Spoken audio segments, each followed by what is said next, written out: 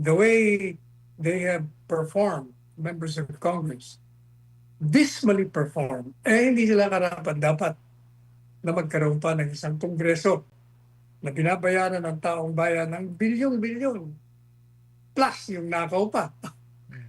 Talagang dapat na i-abolish na yung kongreso. Let's kung sino yung Senate President. Pag ang Senate President ay kalyado ng presidente, palaging walang mangyayari dyan. Kailangan kasi yung, the way it was placed there, maging check at maging balanse yung tatlong sangay.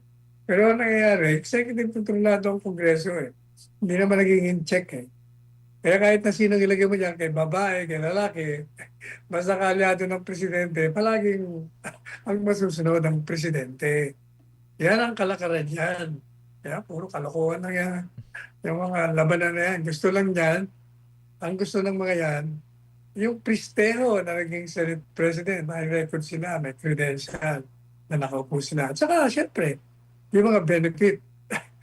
Pero kung ako tatanungin nyo, the way they have performed, members of Congress, dismally performed, hindi sila karapat dapat na magkaroon pa ng isang kongreso na binabayaran ng taong bayan ng bilyon-bilyon plus yung nakaw pa.